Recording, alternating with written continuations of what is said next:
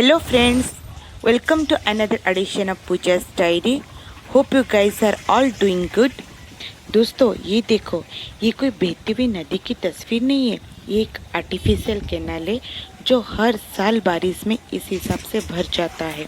और पता है आपको, ये है ना टूरिस्ट प्लेस भी कहलाता है। लोग बहुत दूर दूर से आते हैं इसको देखने के लिए। बाकी दिनों में तो ये एक नॉर्मल पूल ही कहलाता है, पर बारिश में ये तो अपना रियल रंग रूप धारण करता है, मानो जैसे असाधारण बन जाता है। तो मैं है ना आज आप लोग को कुछ ऐसे एक फैमिली से मिलाना चाहती हूँ जो है साधारण साधारण पर काम उनका असाधारण है। तो चलिए मिलते हैं।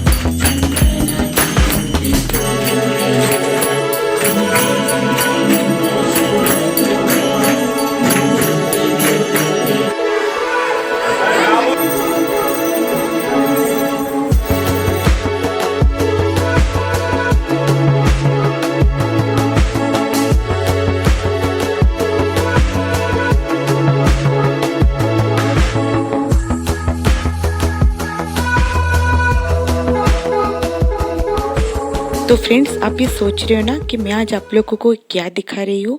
एक्चुअली फ्रेंड्स, मैं आज आप लोगों को इसलिए दिखा रही हूँ कि ये कोई पेंडल्स नहीं है, ये किसी के घर पे पूजा चल रहा है। और आप देख रहे हो ना, पूरा पेंडल जैसे सजाया गया है। तो हाँ फ्रेंड्स, आज मैं आप लोगों को उनसे मिलाने ही वाली हूँ कि वो कितने अच्छे से गणपति जी को सजाते हैं और कितना अच्छा हर साल अलग अलग पेंडल्स बनाते हैं। तो किस हिसाब से करते हैं और कहाँ से इतना अच्छा आइडिया लेके आते। तो मैं है ना आज आप लोगों को उनसे रूबरू मिलाने वाली हूँ। और एक फ्रेंड, और मैंने आपको और एक फ़ोटो दिखाया ना, तो उसके लिए आपको तो एंड तक देखना पड़ेगा कि वो क्यों मैंने आपको दिखाया। तो प्लीज़ आप एंड तक देखना, फिर बताना आपको कैसा लगा। व्यूअर्स को ये बता दें कि ये चंद्रकांत पाटिल साहब के यहाँ पे आज गणपति का पूजा था और ये 10 दिन तक करीबन चलता रहता है और काफ़ी धूमधाम से होता है। और हमें ऐसा लगता था कि इस दौरान पे शायद हम नहीं कर पाएंगे, लेकिन मानना पड़ेगा पाटिल साहब उनकी फैमिली को कि उन्होंने उसी जोश और उसी उल्लास के साथ उन्होंने पूरा अच्छे से ये गणपति का प्रोग्राम रखा हुआ है। तो हमारे साथ पाटिल साहब हैं, जय गणेश, मुकेश भाई हैं रियल रेसिडेंसी से, और कुलदीप भाई हैं। सबसे पहले पाटिल साहब से ये मैं पूछना चाहूंगा कि पाटिल साहब, हर बार हम आते हैं और हर बार कोई नया से नया कोई थीम आता रहता है। तो आपके दिमाग में ये जो थीम है, आप डेकोरेट करते हो, एक पंडाल बना लेते हो अपने घर पे, वो किस तरह से करते हो? आपके दिमाग में क्या आता है?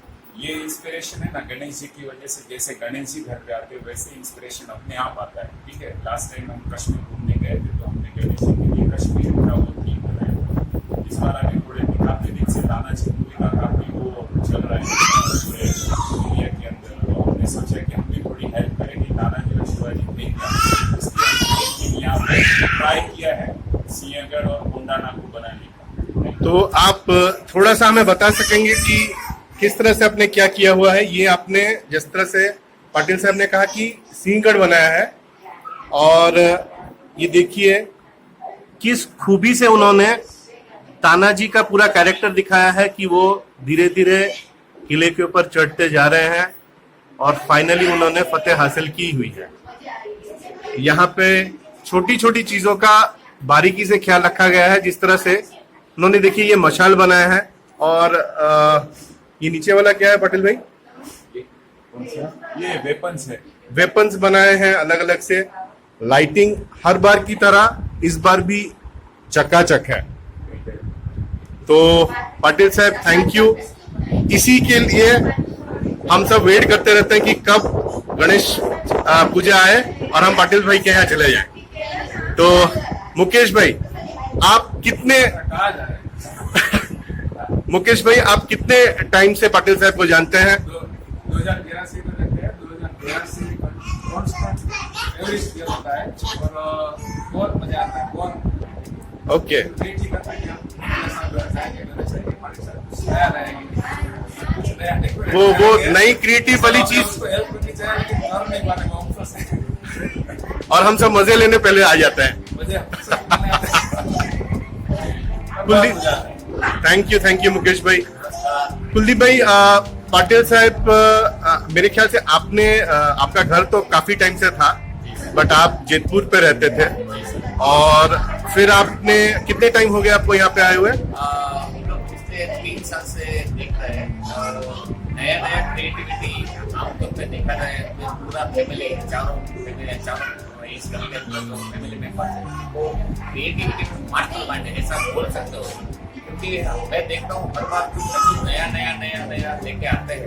और गणेश जी का हम लोग पूरी सोसाइटी परिवार पूरा गणेश जी को बात कम करते हैं और ये जो पर्टिकुलर ये 10 दिन का माहौल है वो हम लोग धूमधाम से मनाते हैं। और थैंक्स टू पाटिल साहब उसके हिसाब से ये पूरी सोसाइटी को यहाँ पर दर्शन करने का मौका मिल रहा है। और हम लोग आरती और जो रेगुलर दीपावली जो है भाग लेके हम अपने खुद परिवार को धन्यवाद। थैंक यू कुलदीप भाई, थैंक यू मुकेश भाई, पाटिल भाई थैंक यू। पाटिल सर के परिवार वाले भी आए हुए हैं। नमस्ते मामी जी। ठीक है सर, ठीक है, थैंक यू। हाँ फ्रेंड्स, जैसे कि आपने सुना कि हर साल हम लोग वेट करते हैं गणपति जी की पूजा कब आएगा और कब हम लोग यहाँ पे आएंगे। ऐसा नहीं है कि पेंडल यहाँ पे नहीं बनता, पर यहाँ पे घर पे भी पूरी पेंडल जैसे माहौल बन जाता है और सबको वेट करते हैं कि कैसे गणपति जी की पूजा 10 दिन हम लोग बहुत अच्छे से एंजॉय करें। और जैसे कुलदीप भाई ने बताया ना फ्रेंड्स कि फैमिली पूरा टैलेंटेड है। हाँ गाइस, सच है। आगे और भी मैं आपको इंटरेस्टिंग चीज़ दिखाऊंगी, आप ये वीडियो एंड तक देखना, फिर आप मुझे बताना कि आपको ये वीडियो कैसे लगा। इसी परिवार का ही एक टैलेंट मैं आपको आगे दिखाने वाली हूँ। तो बस आप जुड़े रहिए और देखते रहिए मेरे वीडियो को। होप आपको पसंद आएगा। तो नाम तो आपको पता चल ही गया होगा, बट मिलने से पहले कुछ अचीवमेंट मैं आपको दिखा देती हूँ।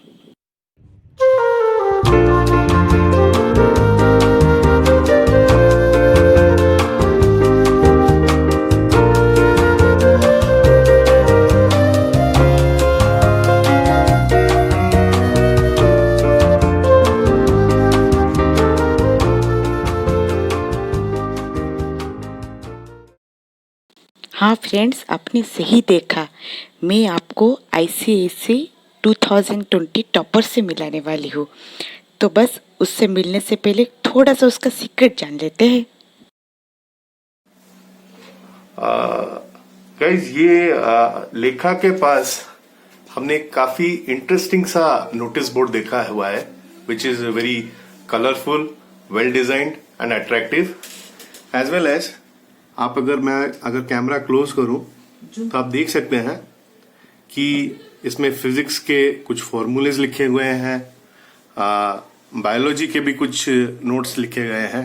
सो we will be asking Lekha कि how does this notice board help sir. तो Lekha, how does this help her? This notice board will help you in many ways through your studies. आप ऐसे कई फॉर्मूले होते हैं आपकी टेक्स्ट बुक्स में जो आपको मेमोराइज करने ही पड़ते हैं और वो काफी हार्ड होते हैं as you go higher in your studies.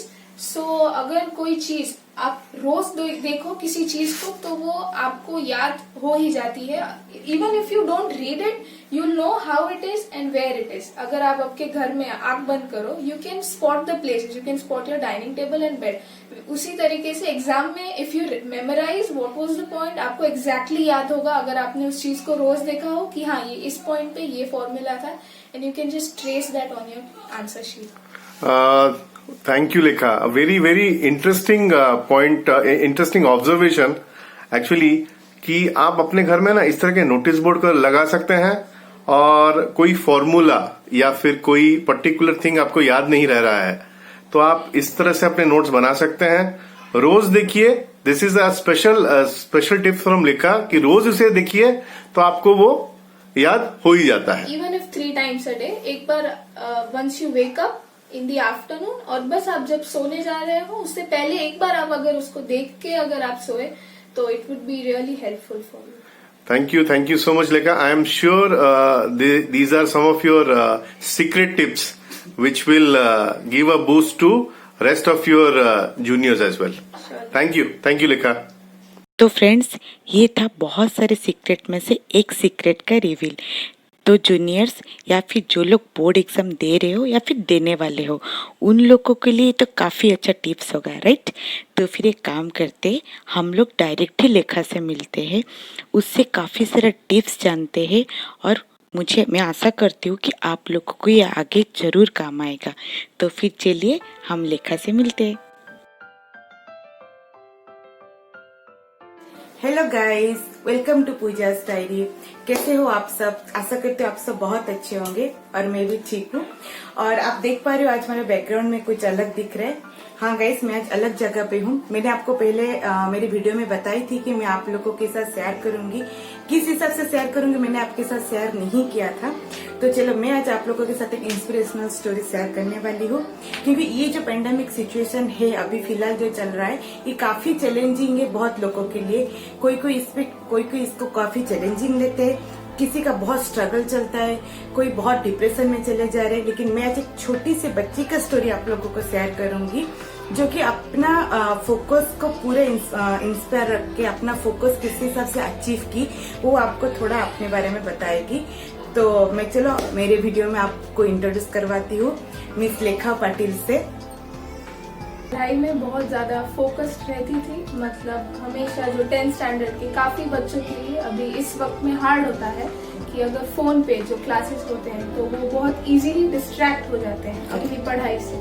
पर एक बात ध्यान में रखनी चाहिए सबको, कि आप जो भी कर रहे हो वो अपने लिए कर रहे हो, और आपके आसपास कई लोग हैं जिनका प्रेशर आपके ऊपर होगा. लेकिन आप हमेशा ये बात याद रखें कि आप जो भी करते हो उससे आपको सेटिस्फैक्शन मिलना चाहिए, और ये सोचकर आप अपने काम में काफी फोकस्ड रह सकते हैं. और आपके जो जूनियर है, क्योंकि ये सिचुएशन कब तक ठीक होगा ना गाइस, हम लोगों को पता भी नहीं, क्योंकि कोई बोल रहा है अगस्त तक ठीक हो जाएगा, अभी तो चल रहा है.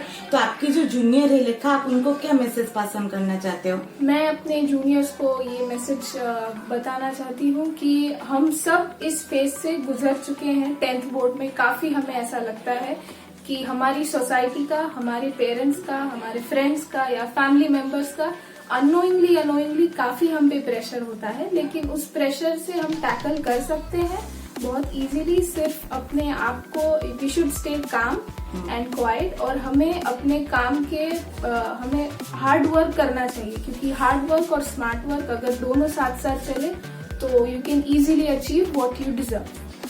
Rightly said. और मैं और छोटा सा चीज बताना चाहती हूँ लेखा, पूछना चाहती हूँ आपको, कि मानो कि ये भी सिचुएशन है, बहुत लोग ऑनलाइन क्लासेस का भी नहीं पढ़ पा रहे, मतलब ऑनलाइन क्लासेस उन लोगों को फेस नहीं हो पा रहे. अभी जैसे कि आज ही मैंने न्यूज में देख रही थी गाइस कि बंगाल में एक जगह में उन लोगों का बंद करवा दे कि आप लोग ऑनलाइन क्लासेस नहीं पढ़ पाओगे. तो उस सिचुएशन में आप क्या मैसेज करते हो कि किस हिसाब से फोकस है अपना, किस हिसाब से वो लोग पढ़े? अगर आपके पास ऑनलाइन क्लासेस का सोर्स नहीं है तो आपके पास जो बुक्स होंगी अपने स्टैंडर्ड्स की, रिस्पेक्टिव स्टैंडर्ड्स की, आप उनको पढ़े 1 बार, 2 बार, 3 बार. और जब आप पढ़ेंगे उस चीज को रिपीटेडली तो वो अपने आप आपको समझ में आने लगेगी. और अगर आपको कोई चीज नहीं समझ में आती है उसमें, तो आप अपने जो सीनियर फ्रेंड्स हैं आपके अपने स्कूल में रिस्पेक्टिवली आपके फ्रेंड्स होंगे सीनियर फ्रेंड्स, आप उनसे कंसल्ट कर सकते हैं। एक दो डाउट हो तो आप अपना ग्रुप बना सकते हैं और आप इस समय में ग्रुप स्टडीज कर सकते हैं जिससे आप एक दूसरे को हेल्प कर सकेंगे। तो आपका कोई इंस्पिरेशनल स्टोरी ऐसा कुछ है?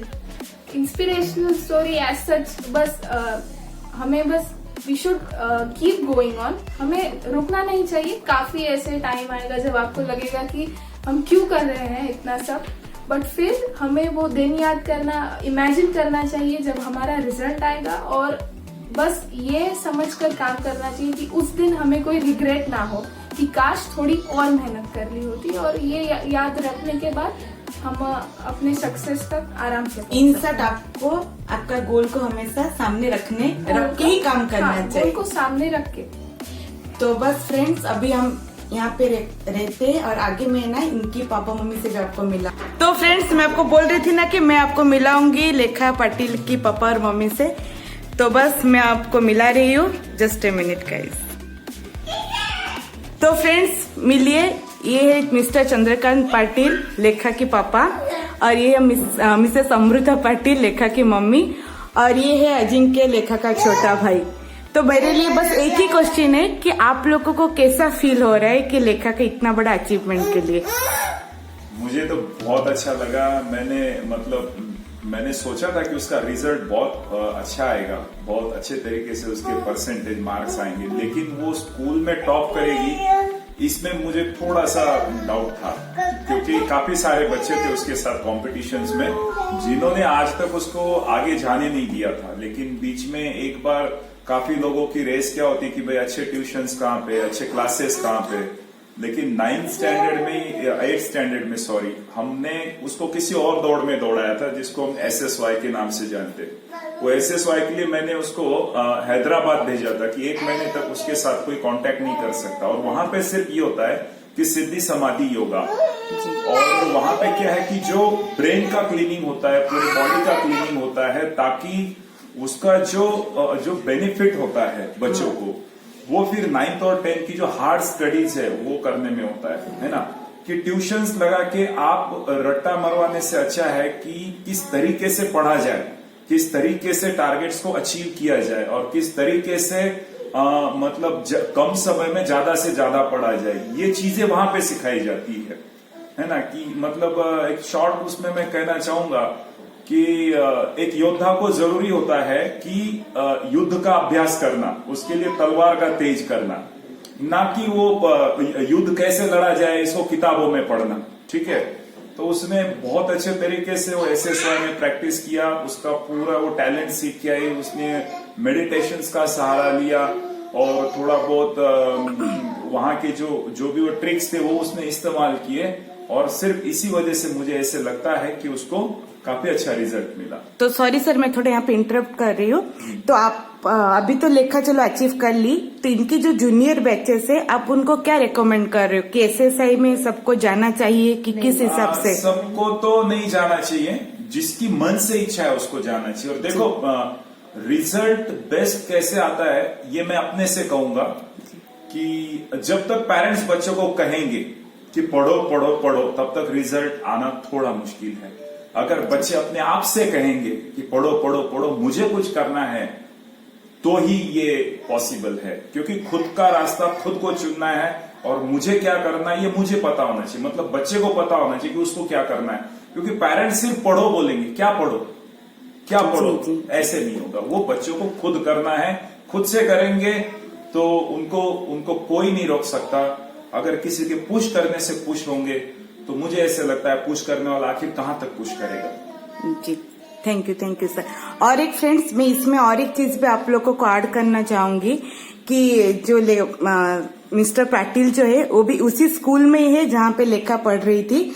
तो ये पूरे जो फैमिली है, जैसे मैडम है, अजिंक्य, लेखा और सर, ये चारों एक ही स्कूल में है। तो जितने भी बच्चे ये मेरे वीडियो देख रहे हो, तो ये आपके लिए एक इंस्पिरेशन भी है और आप इसको आगे गाइडेंस भी ले सकते हो। तो thank you sir, thank you so much. तो अभी चलते हैं मैडम के पास। आपको कैसा फील हुआ?